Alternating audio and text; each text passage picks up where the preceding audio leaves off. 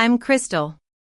The air in the polygraph examiner's office was thick with tension, and the silence was only broken by the occasional cough from the people in the waiting room. My now ex-fiancé, Ethan, had just stumbled out of the testing room, his face ashen and his eyes filled with panic.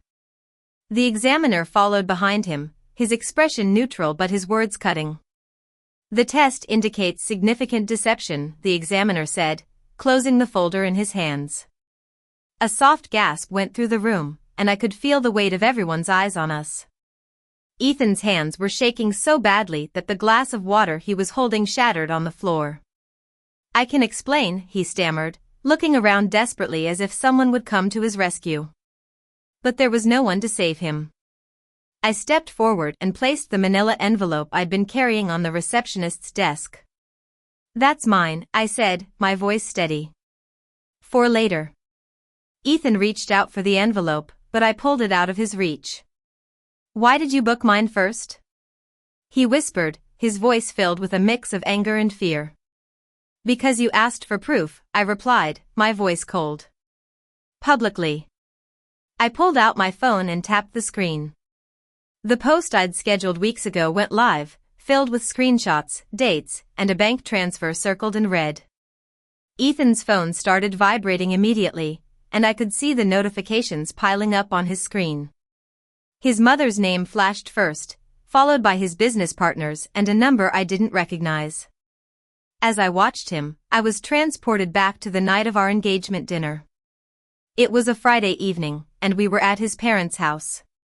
The long table was set with white candles, and everyone's phones were face up, like offerings on an altar.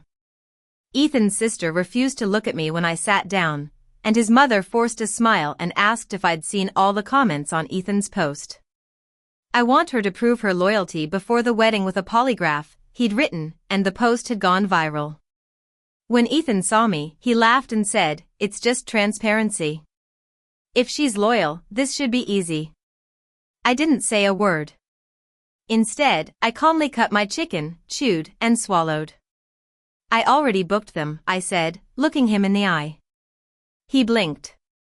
Booked what? The tests, I replied. Yours is first. A few heads turned, and I could hear someone whispering my name.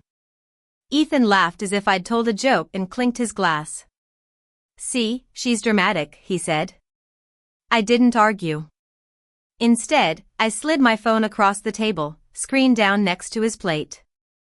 The confirmation email for the polygraph tests was open beneath my thumb, showing the date, time, address, and his name in the first slot. He didn't touch the phone. The next morning, I arrived at the examiner's office early. The place smelled like carpet cleaner and cold coffee, and the beige chairs and frosted glass gave it a sterile, impersonal feel. I sat where I could see the door, my hands folded around my purse strap. Inside the purse, the manila envelope pressed softly against my wrist. Ethan arrived late, his tie crooked and a fake smile plastered on his face. He kissed my cheek as if there were cameras watching. You ready to embarrass yourself? He whispered. I smiled back. After you. The examiner called his name, and I watched as his shoulders stiffened for a moment. Then he followed the man down the hall. I stayed seated, calm, counting the ticks of the wall clock. The door stayed closed longer than expected. When it finally opened, Ethan didn't come out smiling. His face was flat, like all the life had been drained out of him. He didn't look at me, but the examiner did. We'll need a few minutes, the examiner said, his voice neutral and professional. Ethan tried to laugh, but it cracked halfway. Machines are stupid, he said too loudly. A woman in the corner looked up. They asked him back inside, and I opened my purse and slid the envelope onto my lap. I didn't need to open it, I'd already seen what was inside weeks ago. There was a bank transfer to another woman, a lease addendum for an apartment in another part of the city, and a voicemail transcript I hadn't played yet. When the door opened again, Ethan stumbled out. The examiner's questions weren't loud, but the silence around them was deafening. Have you been financially supporting anyone else without your fiancé's knowledge? His foot tapped nervously. Are you currently involved in a relationship that would violate the terms you've presented publicly? His jaw clenched. Is there anything you're actively hiding that could affect this marriage? He froze. People stared at him, their eyes fixed on his every move. No phones out, just eyes, someone said. I need water, Ethan said, his voice shaking. The examiner nodded. We'll pause. Finally, Ethan looked at me. Really? He asked, his eyes wide with panic. I stood up and walked past him, placing the envelope on the receptionist's desk. That's mine, I said. For later. His hand shot out, but he missed the envelope. Why did you book mine first? He whispered. Because you asked for proof, I said, my voice steady. Publicly. The examiner returned with water, but Ethan's hands were shaking so badly that the glass slipped out of his grasp and shattered on the floor. I can explain, he said, looking around desperately. But there was no one to listen.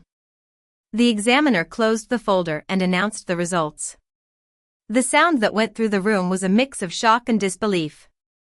I didn't sit back down. Instead, I pulled out my phone and made the post go live.